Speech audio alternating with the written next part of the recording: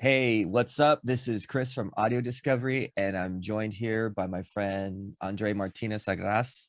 Andrei has a YouTube channel that I found a few years ago, and I learned tons of production techniques and little tricks that sort of help you to sort of dial in the things that you want to get out of your mix. And Andrei, I'm like so excited to talk to you, man. Like you're a real big inspiration. I was really impressed with the amount of techniques that you were able to explain very succinctly in these like 2-minute videos.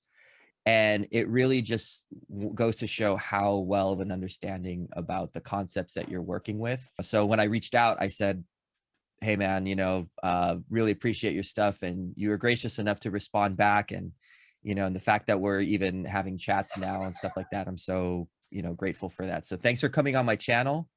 Really appreciate you, man. So welcome. Thank you. It's me who appreciate it a lot. Thank you very much, Chris.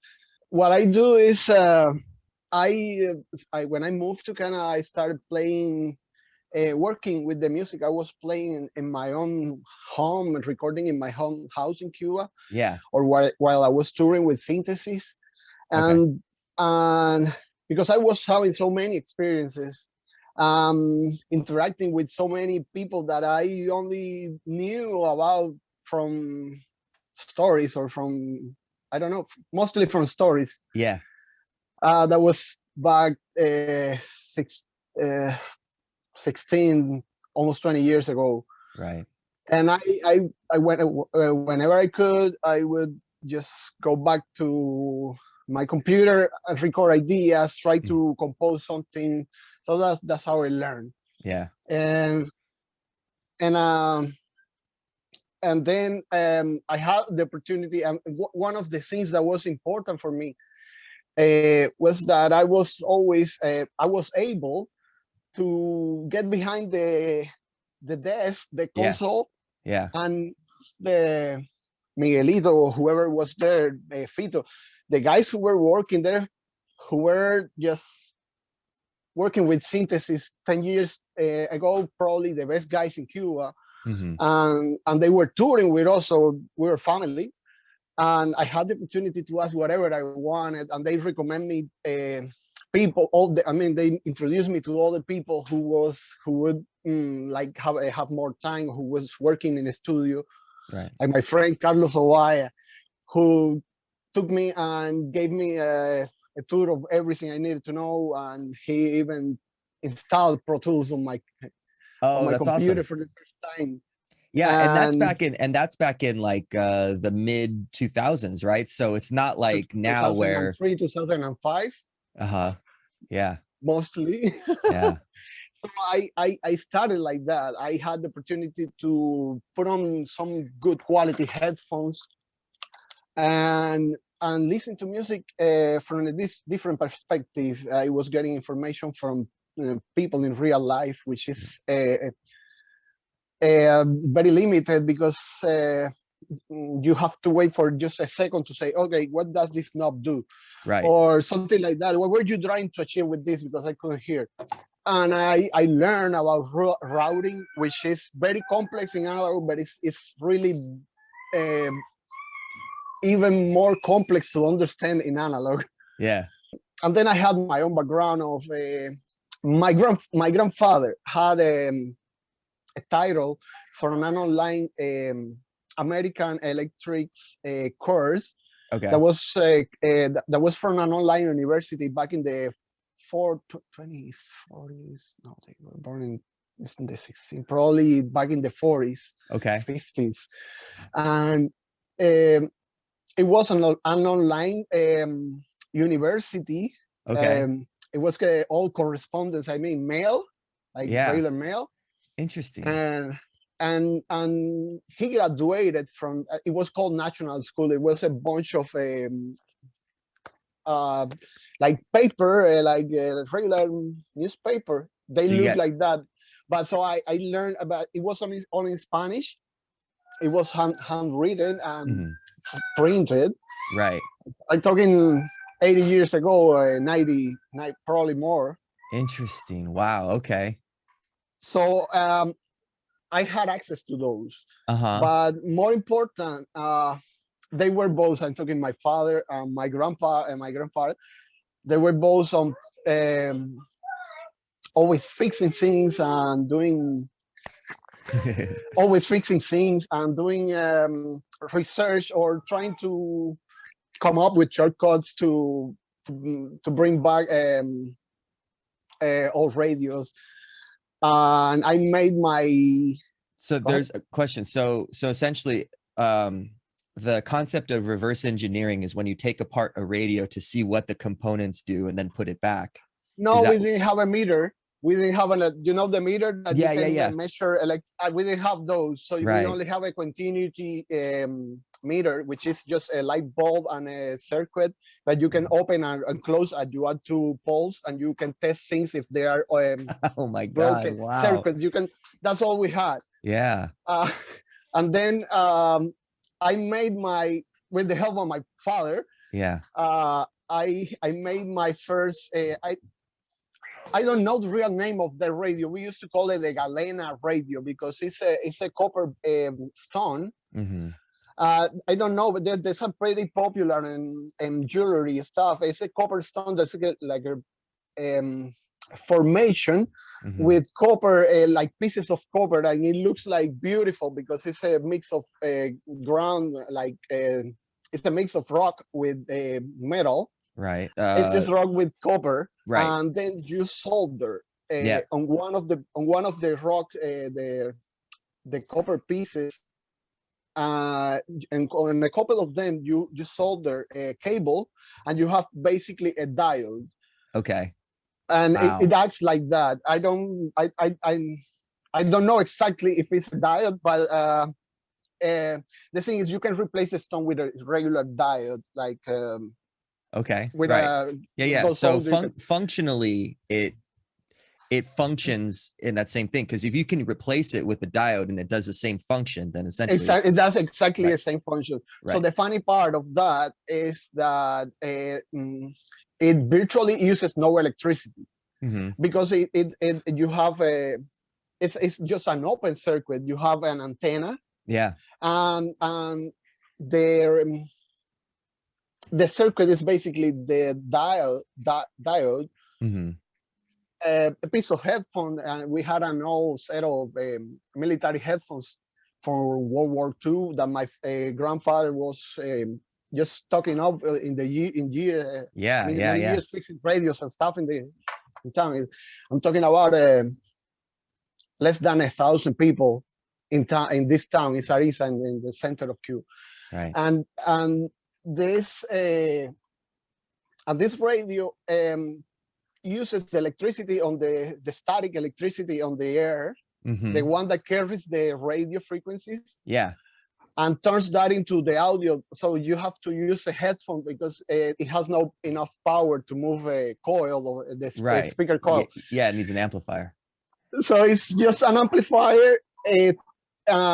It's not even that. It doesn't amplify them. It's just turned it into a little bit low current electricity. Oh, okay. That moves the headphone, and then you have a ground pole. So it's an upper circuit. The antenna is the plus, and then the pole is and then you have to dig a little bit in the ground and make sure it's a strong ground. Otherwise, it doesn't work because the current is not flowing. Man. flowing. Yeah. Straight, dude. That's straight up like electrical engineering, like but having to do it practically.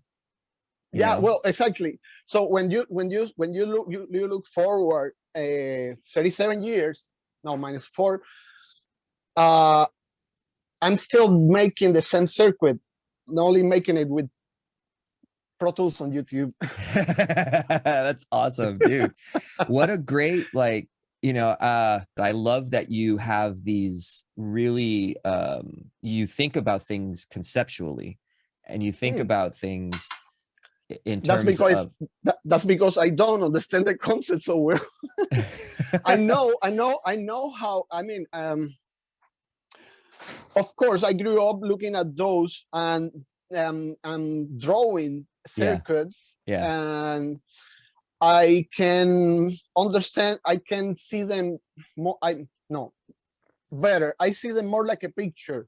I just look at the signal path, Right. and then the only other thing I dig more about was impedance Mm-hmm. and resistance, and that's all I know. But that's a lot when you translate to. I mean, that's a lot when you not have to do many things thanks to digital technology. So for that reason, that reason what? We started talking about EQs. We started talking about, you know, plugins. We started talking about, you know, the concepts of when you do something and you see how it works. This is all the same thing. You're going through, you're taking really basic elements and you're seeing what works, right? And started with your grandfather, your father, and then now, you know, you're sort of seeing this process of which is what I see in your videos. What you do is you apply a concept, and that's the part that I was saying that I really appreciate, is that when you're applying the concept, then you say, here's what you started with. Now here's the application. Now compare the two, and that it takes 2 minutes is just very instructive. It's just, this is what you do, this is where you start, and this is where you finish. Boom, done. But it takes 2 minutes because that's what I have free to work with. Right. But what you say about the concept, which is something that I'm very interested in, because you open my eyes to the mixing concept as a category of as a topic. Mm-hmm. And then I believe it's like jazz. Yeah. When you look at the music of, I was reading the other day about Joe Pass. I love his music. I love his style. Yeah. And I can hear a whole album and I can understand everything, even with my limited knowledge of music, which is all the self-made. Yeah. I can understand everything he does. I remain entertained the whole time. Right. When you put those together, you say that the secret of grace of great of his success, Yeah. his popularity, and the secret of his success is just the way he bases everything he does on just a single concept. And Mm-hmm. that applies to all jazz music, because you know the 251. Yeah. And but when you listen to Joe, you realize that he is only playing like 3 note chords, sometimes just intervals, but this simplicity is allowing him to sync in real time and pick the right notes. Yeah. The right note, with the right notes, I mean the notes that work perfectly with the melody, with the singer, that people listen and find pleasant. That so when you have limited knowledge and a little bit of spirit, Yeah. I think Yeah. the result can be the same for anyone. Short Sure. videos that the most the most helpful part they have is that they don't steal more than 2 minutes of your life. Right. Right. You know, and it's super welcome. I mean, obviously the fact that you can teach so much with so little time, and with that concept kind of I mean, because it's mixing is a small part, like every decision is made, is a small part that over time builds up. Same thing with the instructive videos. You're talking about something that may apply, may not apply, but you have to make the decisions.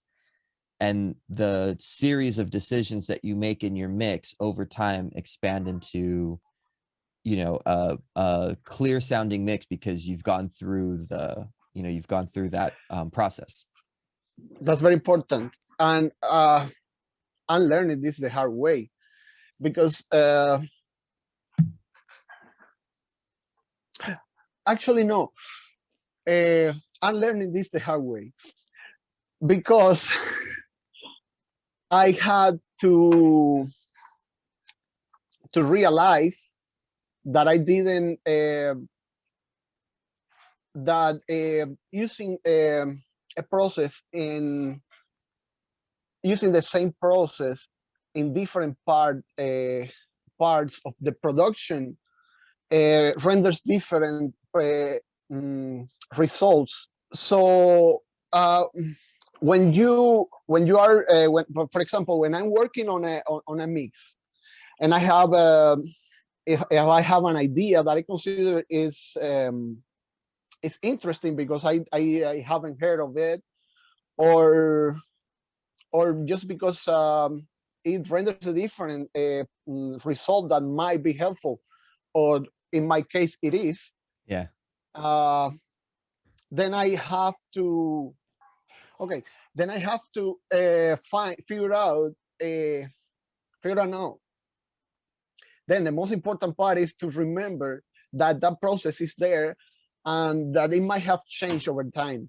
Mm-hmm. For example, when you process a snare drum directly, insert directly a plugin in the snare drum track. Right.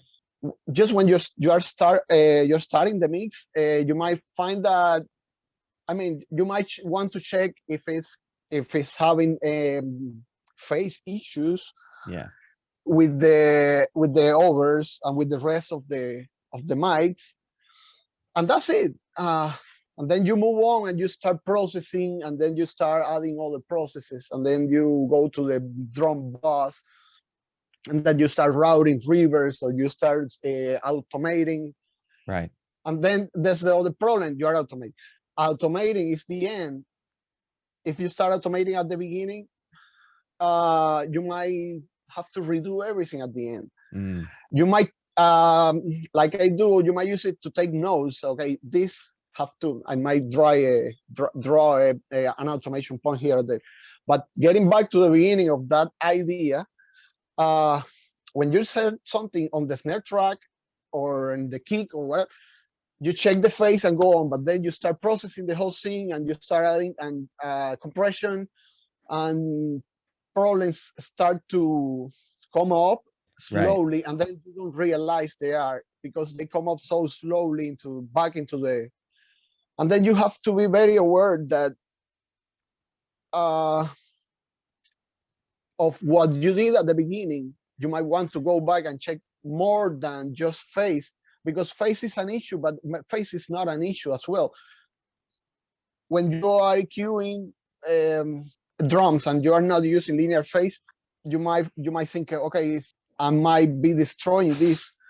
But maybe if you're just correcting something, when you are using linear phase, you are keeping the phase. But then when you are using a regular EQ, the phase doesn't move with attempts against that, precisely against that same area you are trying to remove. So phase is good in that case. Yeah. Right. For as long as you can guarantee that it doesn't affect the rest of the spectrum, of course. Right, because everything is in context. Yeah, because everything is in context, but also a bad thing might be a good thing after all. Right. It's a happy accident, right? You end up with something was not, you didn't intend, and then after a while, it's like, yeah, actually, this is exactly because I'm still stuck with the idea that simplicity. And I want to give you a full picture of why I believe simplicity is the key for everything in life. It's because of happy accidents. Yeah. Well, simplicity removes the confusion of going back to the thing that actually worked, right? Exactly, and it reduces time between action and result, which is what you need to, which is translated into feedback. the first feedback you get is the one you get from your speakers. That's the first feedback you have to respect. And then you have to respect every feedback after that. The one that your kids give you, the one that your friends give you, the one that your subscriber gives you, which is probably the most important for me because that's how I learn. Right. That's how they bring my flaws into account, and I just go back to internet. You can learn everything on internet now. Yeah. Yeah. If you have the guidance. So going back to when to the to your question, I wish I remember what was. So essentially, I was just talking about the fact that you start with a concept, and you've been completely, you know, I'm following you with this, is that, you know, you have the concept, you take the concept through so that you're applying things from the concept, then you go through that and it becomes a part of your process. Exactly. Look at this. It's all the same. It's signal paths, it's channels. They are all doing the same. And then they all come together to a bus, and they all come together to another bus, and that's it. Right. So you have to you just have to keep in mind what's coming out of that late bus in the chain. Right. And you have to trust that. That's not fair, because you have to trust that only if you have a little bit of acoustics in your room, or a little bit, a minimum of requirements. Because I was trying to do that for a long time in this same room, opposite wall. Yeah. Just because this is the position where I could take care of the rest of my life while I was working. Yeah. And you know what? It helped me as much as it did not knowing about additive EQing. Right. Before in my life, because not knowing about that focused my attention on getting the best I could from what I knew at that moment. And then I just discovered that EQ is all I needed. Yeah. So I'm doubling my prices. Yeah. If you know what you're doing, a little bit of EQ goes a long way. And I think a lot of that has to do with the expectation of what that EQ is going to do. Because a lot of times... No, not only that. Go for it. Not only that. Not only that, because you have to make room for the singer. That's the rule number one. No, that's not rule number one. Sure. No, but I mean, it's... So the thing is that, well, because what I found, and the reason that I say that is because a lot of my moves very early on had a lot to do with, let me sculpt the sound into what I think I want it as, versus let me take what's there and that's what I have to work with. I can't. No, I don't work like that, because if I don't clean I have to clean first. Yeah, you might have resonant frequencies, and that's the part where you're... or room noise, which is the lower mid band is... You have to clean that and clear around. Right. Because that's one thing with us home studio owners or home studio producers. Right. Which is that we not always have the freedom to work as a team.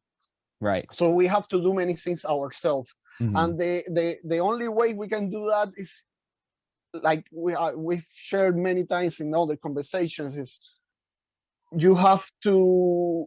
It's not multitasking, because there's no such thing, at least in my home. But you have to work to take care of different, let's call them, starting processes. Yeah. Right. Or the first time you play a multi-track you just got, that's probably the most important listen. Unpause. Okay. So yeah. Go ahead. Now you were talking about EQ and making sure that there were aspects of the room nodes and all those things. Like, you wanted to make sure that when you're EQing that... Go for it. The first thing you want to do when you EQ, the first thing I want to do when I EQ is code things that are not supposed to be that are not part of the instrument. Okay, right. This is very important for vocals. That's where you can more easily hear what doesn't belong. Mm-hmm. But you don't hear them when you listen to a track. You don't listen to those problems, and then you try to boost or shape the tone of the instrument. For example, when you listen to this vocal, esto es un experimento. Check out the EQ. Now you cannot see, but you will see when I send you the video. Right on. If you look at this knob here, low mid frequencies, Mm-hmm. here it is cutting a lot, but still you hear the voice sounds very natural. Right. Let me see. Esto es un experimento. But then when you remove that cut and listen back, Esto es un experimento. then you can right. hear. Yeah. You can hear. Then you can hear clearly, like very definite, how that cut was taking things that were not part of the vocal, were not part of the voice, and it's just taking it's creating space, Right. dynamic space in your track. Right. So when you compress, if you compress before EQ and you're compressing the whole thing, and then if you cut and you clean, then you compress, and then you are or even when you're using saturation, which I love more, when you're using, because you can hear, when you're using saturation, when the signal hits the threshold, then you are affecting only the vocal, not the room and the. Right. Yeah. So that's all over the internet. Everybody says that, but the challenge is to translate that into something you can apply. Yeah. And that's examples. All you need is examples. Someone to tell you, okay, this is what you have to listen to. And I'm saying this in second person because I don't know why, because it's actually that's what I needed to do. Right. Yeah. I'm describing my experiences. Yeah, no, for sure. No, but it's very hands-on. It's, it's something that you notice, you apply it, and it so well. And that was what I was saying. It's like, it so well that you can, it's like, look, just apply it. Here you go. Yeah, no, exactly. When the main reason for that is that I get distracted when the video is too long and too detailed, because I don't understand too much about. Now you know everything about electronics. Sure. So I cannot go into details because mixing is more than like a picture for me. I prefer to use reference tracks and you just do basic move that take me, and then as the mix progresses you get deeper, and then you start working on more like small values and stuff, or small automation movements. But then at the beginning you just have to clean the thing up, otherwise everything you add after is going to pile on. It's going to pile on. And then when you start cleaning, then your mix start feeling empty. That's where you can hear dynamics perfectly, and then you attack that somehow so it's beautiful and pleasant to enjoyable on both sides. And then you design your more or less your stereo placement, because you can hear better because it's clean. You don't have extraneous noises around your tracks. Right. And then you can creatively add layers within that shape, move. there are two main types of EQ for me. One is one knob and the other is two knobs. And then the other thing is the icing on the bass. Right. But when you work with an Eve style EQ, the 1073, for example, I like to use it like, let me show you one example to be in the same page.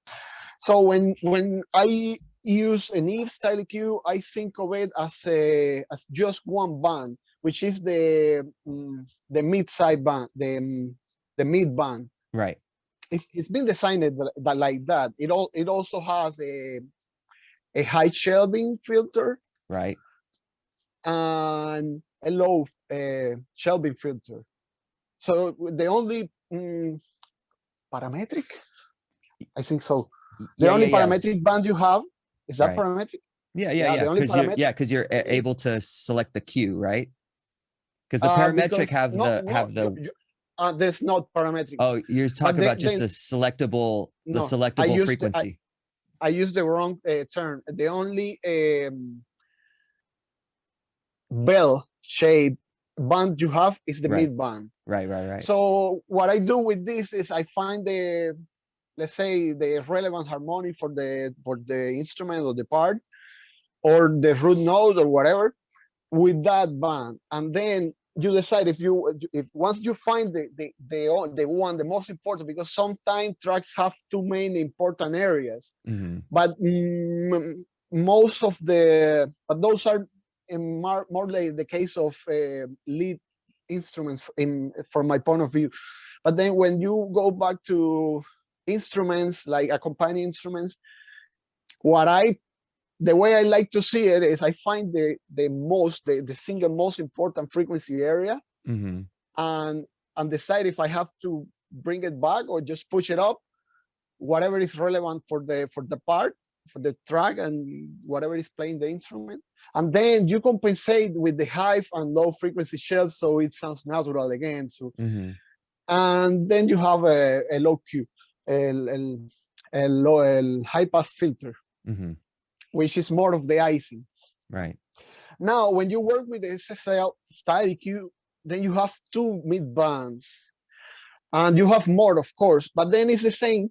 But then you can find, like, for example, use one to find weird resonances or noises on undesirable noises. Right. And then use the other to, I don't know, maybe to boost another area, or just to cut another problematic area. Right. And then you do the thing with the bands on the sides. But then when you understand this as a concept, and when you get comfortable with this as a concept, and then you get bonded to just a couple of EQs, and you don't want to use nothing more. They said Pro Q or some other digital EQ just to make sure, because why not? You have a spectrum, and have you can see where there may be some other areas that may need to when I'm working on a song that's in a key that I'm not familiar with the frequencies, I insert a spectrum analyzer, Pro Q or something, and I find the frequencies for the key.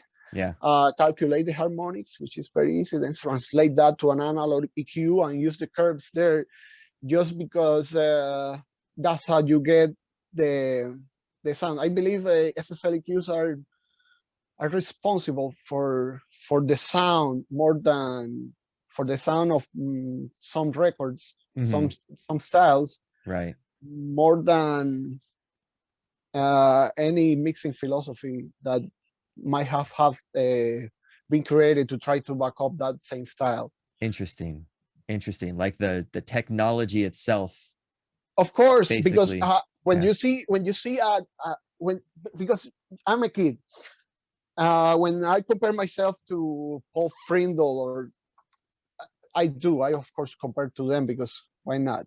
Yeah. But I'm a kid, and I know about electronics, basic electronic devices, and but I don't know much more about that. And Right. I have been around analog equipment and mixing consoles, uh, but I'm not an expert.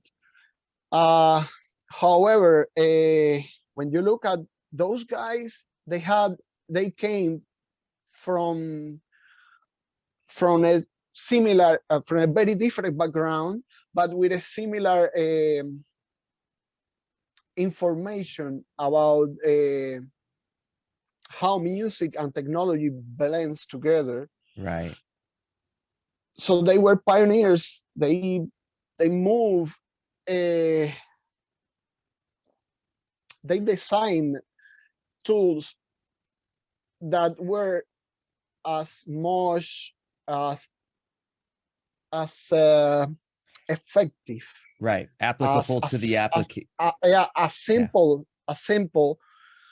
as they could, that so he could pack as much utility as Right. possible. Yeah. And so these guys were doing the same we're doing right now on YouTube. They just were discussing about things they didn't know where it was going to at the Mm-hmm. moment. Mm-hmm. And in our cases, in my case, I'm sorry, in my case, it's because I don't know, I don't have the information. But which is the case of many musicians who are trying to get into music production. Right. But in the case of them, because there was nothing to look back to. There was nothing because there was nothing before. There was just Right. they were the pioneers. Right. Yeah. I mean, you know, and everything your what's the quote is that we stand on the shoulders of giants, is that the people that had come before us, like your grandfather and your father, same thing with you, you know, you start off with those baselines, and then you step up based on what they know. Exactly. Yeah. And then, but then I instead of choosing well, it was not my decision. Right. Instead of stepping on top of that, I'm trying to gather more information. I had to figure it out myself. Mm-hmm. and that's the norm, and that was the norm, I don't know, 20 years ago. But everything was there was no internet. Mm-hmm. And you still could do things and learn things, but it was a lot harder. You know what, I don't believe what I'm saying. That's not Nice. that's not true. It's not. It's, you It's know, not. but it's It's always boils down to what you what how strong you are and how much you want things to happen. So that's the real thing. no, So that it doesn't matter how much these guys knew or not. They had the spirit to do it. yeah. And that's all I have. I don't have the knowledge, I have the spirit. Sure. But that goes a long way, because so there's always this conversation that I have with people about, you know, people who are perfectionists get in their own way sometimes because they're so scared about doing something wrong. I my the way that I've learned, you know, because people say, oh, you know, you play guitar, blah, blah, blah, whatever. And it's like, look, I am not necessarily more gifted, but when I looked at a guitar for the first time, I was in love. And all I do if I'm playing guitar is just expressing that. And that's just me feeling that. And, you know, if I sit in front of a console, if I sit in front of a, you know, a screen full of, you know, audio tools, I'm still in, because now it's like I get to have some connection to the things that I really, really enjoy more than anything in the world. And to me, because I want to be involved in that, that's driving me to make a goober YouTube channel to talk about that stuff. You know what I mean? It drives your passion, just drives you. You want to talk about, I want to talk about audio, you know, I want to talk about EQ plugins. I want to talk about, you know, who wants to do that other than somebody who really thinks about it all the time and just really, you know, that has every bit as much to do with someone who has innate talent. Because I've met people with innate talent that they could, if they wanted to, know everything, all the same things that I do. Nothing that I know at this point is secret. There's no secrets. It's everything is whatever you want to do, like you said, whatever you want to do with it, you just do it and you figure it out from there. Yeah, well, I tried. I did my best. But I didn't have the preparation, so I had to just go. You know what? You get married, you start a family, and you think, okay, nothing of this is important for me anymore. It's the only thing that matters is your family. So you start thinking, how can I spend time with my family and raise them the best I can? When you start thinking like that, you just do whatever you can. And what I chose to do was getting so good at whatever I do that I could make a living off of it. Mm-hmm. And you know what? I've never had any problems coming to this world because it's a matter of how sincere you are. And that was not very popular probably a year ago. But then everybody realizes that there's nothing you cannot figure out just by looking at other people's eyes and you know, if you pay attention. And then at some point you learn to find what's really important before you even start considering that as an approach or as an option for you to use. For example, you cannot see life in black and white. It is not. But then you start simplifying a picture and it starts getting pixelated, and then it goes from 256 to 168, and then it ends up in one big gray square. Pixel. Yeah. I believe the key to improvement is not with capital NONT in any part of it. You can master any part of it and make a living, but you have to live in a bubble. You have to,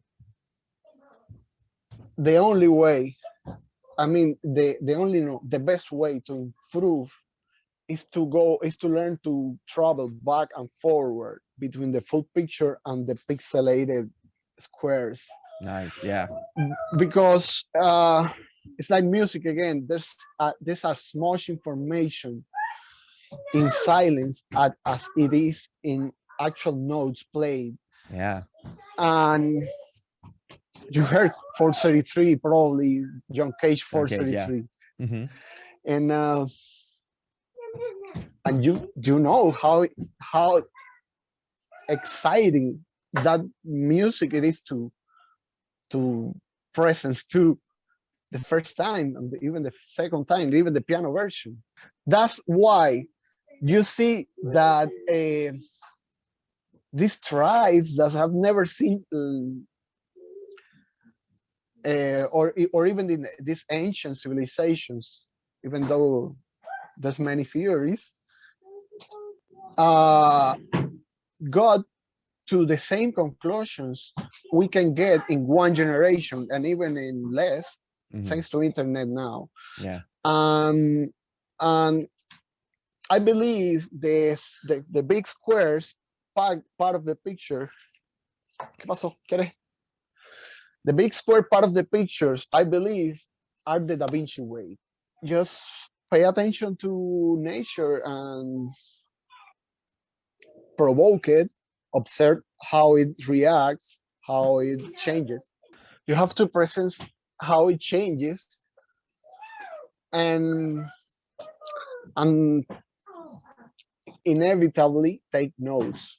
What we do today is open a browser and type a question, but you have to take notes because there's not enough space for because it's better electronic. But then you have to compare your test over time as you evolve, and right, you will get to the truth. Yeah, You will get to the truth inevitably. sure. And that's what I choose to do. One, because that's how I can channel my passion. Right. And second, because that's how I can I have time to spend in my family. Yeah. In my home. Yeah. No, definitely. No, you know what though? But I mean, I think it all, you know, the philosophy is really important. And I see where like our existence is, it doesn't, you know, we can't live in a bubble. We can't exist outside of our realities. So Exactly. when you do what you do, you know, which is incredible, you know, it's it comes from, and, you know, I'm really thankful for that. You know, it's like so interesting is that, you know, what you're able to produce is something so useful on top of having this. I can now. I couldn't 1 year ago. I wouldn't mix for the life of myself. Let me tell you, the thing is, I learned by making the mistakes. Yeah. Oh yeah. That's the whole idea. And I did it. It took me 8 years. I opened my channel in 2006, almost 8 years. But then I was thinking about this for a long time. Yeah. And you know, life changes without previous notice, and you have to adapt. And since life changes so fast in Cuba, you grow knowing how to adapt really quick. And Yeah. I believe now is my time to learn how to live in a society that's firm on their principles, that has rules, that protects you, and everything is solved. I mean, I'm so happy to live in Canada. Awesome. And then I can, thanks to that, I can do this Right. at 10 o'clock. I don't know what time it is. I can do this right now, and I can probably put in motion my own American dream of becoming a good producer, a guy who maybe not too many or not too little, but who's got a bunch of great artists Right. that to work with and to be friends with, and to grow together. Yeah. With. Yeah. And you know, that's more than enough. If I can if I can put my life in words, it's an antenna, a diode, or a stone, and Yeah. a ground, and that's it. That's it. You eat and you go to the bathroom. You sleep. Sleep. That's hard. Oh. Yeah, man. And then after that, you just have to make sure you have your ears well rested and mixing always at the same levels. when you have those contents in your life, you can do whatever you want. You can get crazy all you want and let people think you're crazy. It doesn't matter because you are not, Right. or you are. Right. But it's the type of crazy you are. You want it always to be. Yeah. So with that, I'm gonna keep this for now. And honestly, I think if you're cool with it, I'd love to continue these conversations. I think it would be better if we can do it shortly because that's how I live. Yeah. I just walk around and have to do my chores and stop, listen. I can mix a lot more like that in 15-minute periods. Yeah. And then I of course when when everything goes back to normal, the kids go back to school, I might have a chance to really finish those mixes I'm working with and start printing something to show people what I'm doing but right now. You know what? But like your previous work speaks volumes. I think that, what you've got so far and your philosophy is very important, I think. And I'm really thankful that you were able to share some of that with me and on this channel. Thank you so much. So, yeah. And so, but we'll be in constant, discussions. We're going to be talking a lot. Absolutely. And but Andrei, man, thank you so much for coming on the channel. Really appreciate you and really appreciate your thoughts on, everything that you were able to share with us today. So take care, my friend. We're going to talk soon. And this is great. Thanks to everybody for, your subscription to this channel. I don't ask, honestly. It's always, you should. You know what? My philosophy on that is that if I provide good guidance, or if I good thoughts or anything like that, then the subscriptions will come. It's going to take a long time. You need help. Yeah, you need help. It's going to take a long time, and you need help. You know why? Because what you're doing is your channel is the perfect channel for people like me. So there are a few. Yeah, and I appreciate they are all that. on my channel discussing linear phase and milliseconds. Right. Yeah. But my whole thought on it is just if it's useful, people will subscribe and they'll get the likes and everything like that. And those times where it doesn't, that's gonna prompt me to do something, that's more useful. Absolutely. So that I respect a lot. That's true. But you really need help to get to those to monetize. You monetize. Yeah, you need to monetize. That's the only way. Why are you doing YouTube? Because you love it. That's true. But you have to monetize because it's your time. Yeah. No, for sure. And so we're working at home. We have to do it. Yeah. Well, my thought on it is get to that point where it becomes an issue where I have to decide on whether or not I want to monetize or not. So everything that I'm doing up to this point is essentially just trying to improve, trying to get my discussion points much more clear, get my editing, that's what I've been doing so far too. Yeah. So all of that is but just learning on the way. Yeah. But that's it. You can't learn other than just doing it. So do it and you'll improve. And that's my philosophy on that. So you have to believe in a bubble somehow, because you have, if you improve by just jumping on the ground and doing things, then you have to create your bubble where you reach and you know where your stuff are. And you know exactly what button to push and where it is. You have to even look at it. Yeah. So well, that's a bubble everywhere. That's why everything right now I have, it's very set up. It's set up. I know what I need to do in order to get. All right, that's right. Yeah. And your image is great in your channel, and the lighting is beautiful. I love it. It's going to be great because you're doing it very, like we used to say in Cuba, portable. I know that's no translation for that, like drinking water. Yeah. No, you're taking little sips at a time. You're doing it, bit by bit. Yeah. Which is, but it's so clear, it's so transparent, it's so enjoyable because it's just like, even I've been watching your conversation with the last two guests. Yeah, Patrick and it's like being part of it, just having a couple of friends having a conversation on a topic you are not used to hear too much in third person. yeah, Just hearing your head. yeah. So So thanks internet, I met Chris. oh, that's awesome, man. Well, thank you very much, dude. I really appreciate you. I really appreciate, you know, all the knowledge that I've gotten from your channel. I've watched the majority of your videos, by the way. And I have no idea how I got there.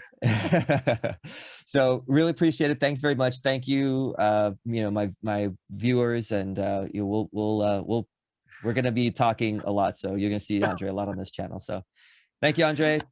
Thank you, my friend. Bye.